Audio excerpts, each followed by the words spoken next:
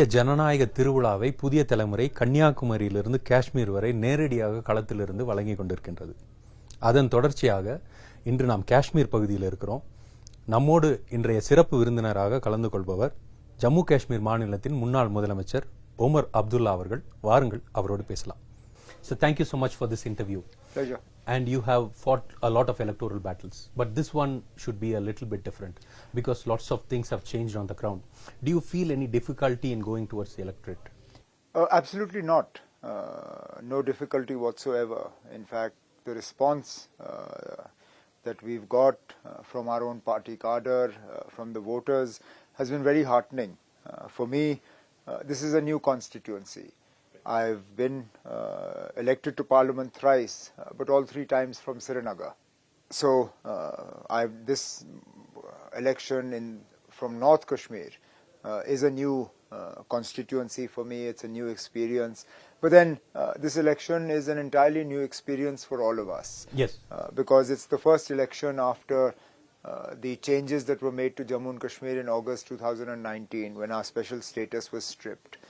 But it's also the first election that we are having as a union territory. Yes. And also the first election after delimitation. Yes. We were the only territory that was singled out for delimitation ahead of schedule. The rest of the country is scheduled to have delimitation in 2026. As a special case, the BJP wanted to maneuver and gerrymander. And so all the assembly constituencies have been altered. All the parliament constituencies have been altered. And we are now facing that new reality. Okay, and I have been following your campaign trail. I see the national conference has lots of grassroots support. But people support you. But do they still believe that you will be able to deliver on your promises like bringing back the special status? Well, what we have told people is that we'll fight for it. And I think people believe that we will.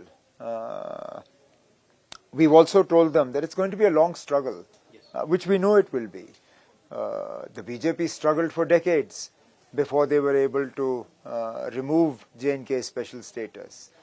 We will also struggle. But in this struggle, thankfully, we're not alone. We have parties that have openly committed their support to us. We are always grateful to the DMK and its leader, Chief Minister Stalin, because he has always been supportive of J&K and its demands. And there are we get similar support from the left parties, from Mamata Banerjee and her party.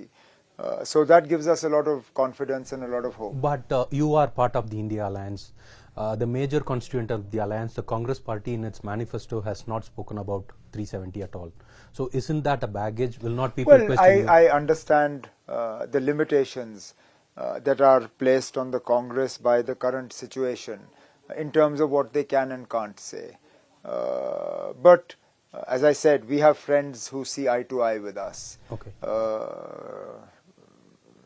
I hope that in the future a political scenario will develop whereby we'll be able to sit with the government at the center and sort of at least take forward this dialogue. Talk with them, yes. Have a dialogue with them. So one more thing, when you said dialogue, so one more thing you had mentioned is India needs to have a dialogue with Pakistan.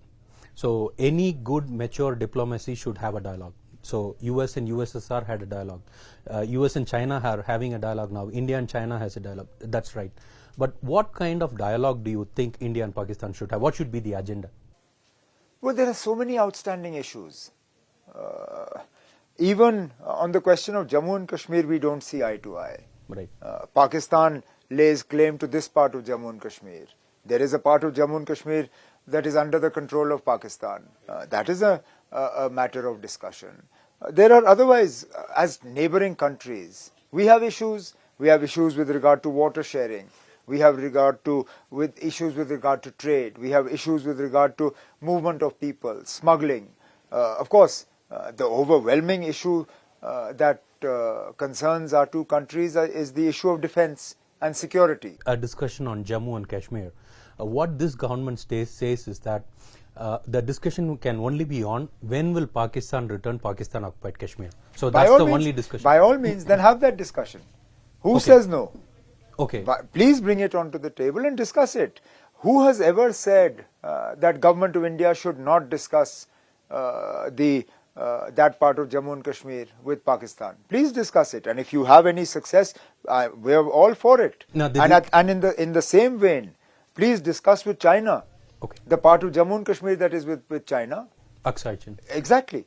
At the end of the day, when you look at the map of Jammu and Kashmir in any Indian atlas or any sort of map, look at the boundaries of Jammu and Kashmir on that map, and then when you move around Jammu and Kashmir, see how limited the area is that you're actually able to move around, because a large part of it is with China and a part of it is with Pakistan. So when you talk to Pakistan about the territory of Jammu and Kashmir that is with them, please also talk to China about the territory of Jammu and Kashmir that is with China. The reason why I brought Pakistan is when the people of Jammu and Kashmir fight for their rights directly with the central government, it is a different dimension. But when you have Pakistan also as a stakeholder, the central government begins to feel a bit jittery, and they feel that the affinity of the people of Jammu and Kashmir might be towards Pakistan. So that might not be right, but still there is a think tank within Delhi which thinks that way.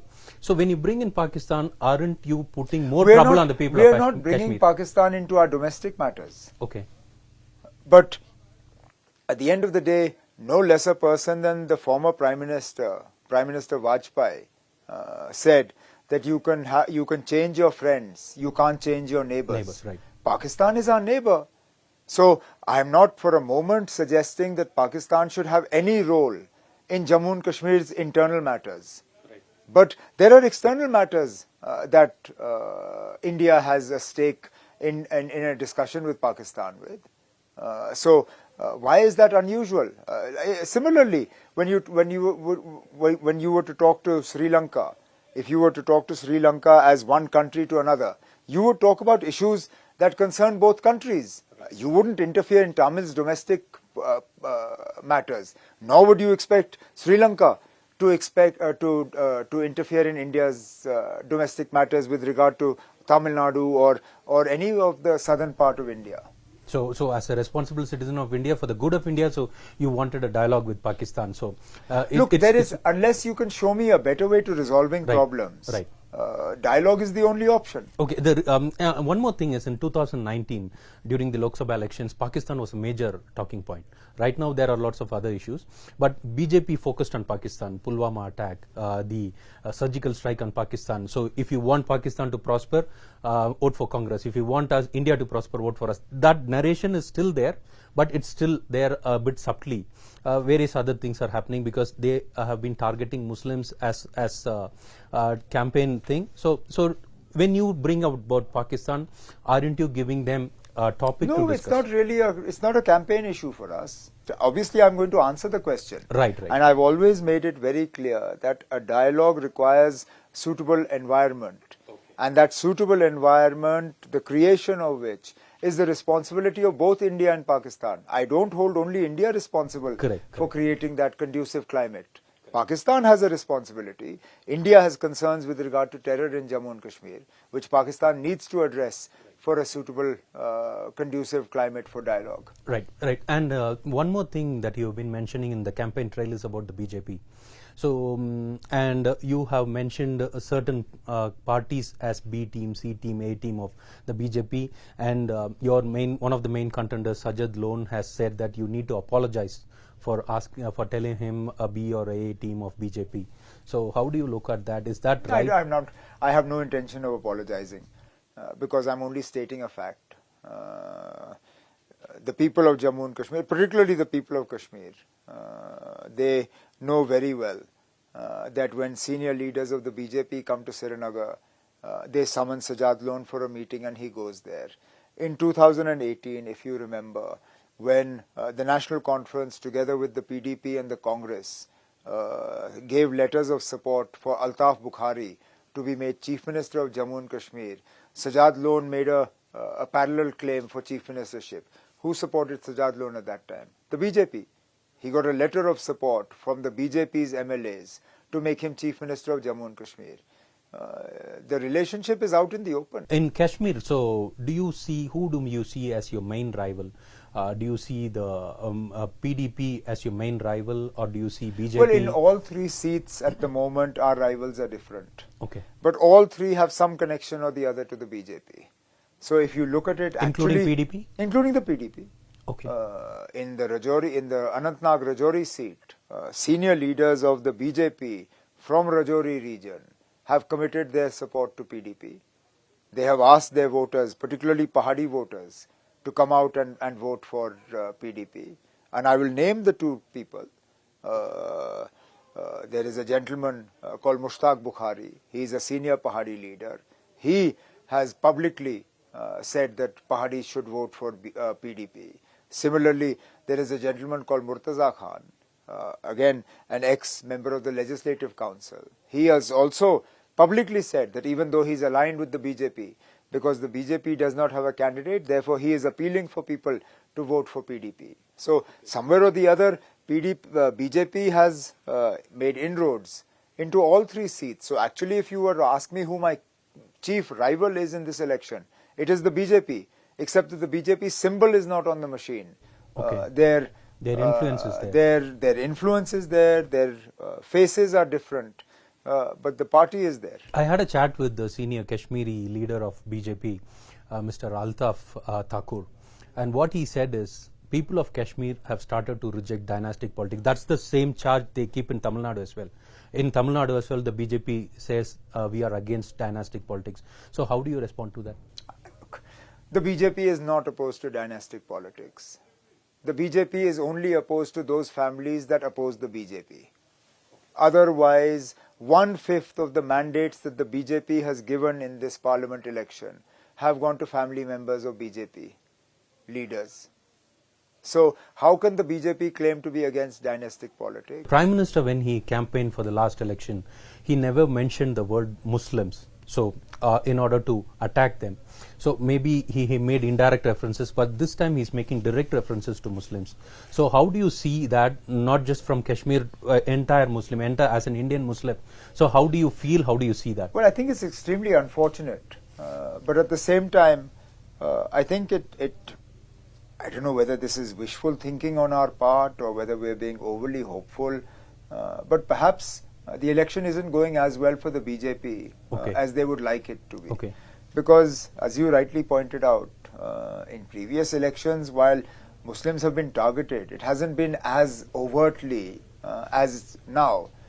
Right now, you're basically telling the country that if the BJP is not returned to power, Muslims will put locks on the Ram Mandir. Muslims will take away Hindu women's Mangal Sutras. Muslims will lay claim to the resources that otherwise should be there for Hindus. Basically, you're generating fear, which, if this fear was purely something that we would deal with up until the 4th of June, and then it would miraculously disappear, again, I'd put it down just to sort of opportunistic politics and leave it at that. You said. But the poison that is injected doesn't disappear on the 4th of June. It will continue for months and years to come. Now, the Prime Minister, when he is not campaigning, talks about being the Prime Minister of 140 crore Indians. When he travels abroad, he talks as the representative of 140 crore Indians. That 140 crore Indians includes 14% Muslims. Okay. Now, you can't target them in an election this way and then claim to represent them once the election is over. It doesn't work that way. Attacks started only after the first phase of the election and then sort of got ramped up in the second phase. They weren't there from the beginning. Okay. And a final question. So regarding to the rights of Kashmiris. So you said that you're ready to fight. But as a first step, what do you think in case India Alliance comes to power? As a first step, what do you think would be to assuage the feelings of Kashmiris? No, I'm not going to sort of water down our agenda or suggest to you that yes, we'll start with statehood and then go forward, because that's not our agenda. And anyway, the Prime Minister, the Home Minister, they're on record as to saying that J&K should get its statehood back immediately. So even if the India bloc were to come to power at the centre, restoring statehood to Jammu and Kashmir is no great favour. But yes, we'll have to sit down and have a meaningful discussion and start restoring what was taken away from us. But I'll start with stronger domicile laws. Today, Jammu and Kashmir has amongst the weakest domicile laws in the country. Almost anybody can come, move here, buy land and settle, which is not the case in very many parts of the country. So at the very least, we'll first make sure that jobs, land, things like that, resources are protected for the people of Jammu and Kashmir, and then we'll start looking at the other changes that were made. Okay, other changes, when you mention Jammu and Kashmir, do you also have in mind the Union Territory of Ladakh also? So do you also think that should also be merged with Jammu and Kashmir like it was before? Look, in an ideal world, yes, but we're not going to force them. Okay. At the end of the day, it's a democracy. Okay. Majority must speak. And if the majority of the people of Ladakh don't want to be united with Jammu and Kashmir, then so be it. But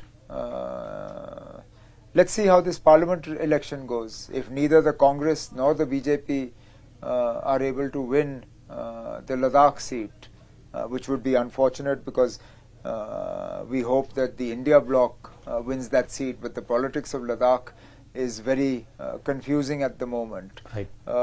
Then it's up to you or me to see how we wish to interpret that result. Okay, let's see. You had a long and tiring day, and thank you for the frank interview, and all the best for your campaigning. Thank you very much, and I'm sorry that it took so long for us to finally sit down like this, but thank you for your patience. But it was a wonderful interview. Thank you so much. Pleasure. பல முக்கியமான விஷயங்களை உரையாடினோம். மற்றொரு நிகழ்ச்சியில் சந்திக்கலாம். வணக்கம்.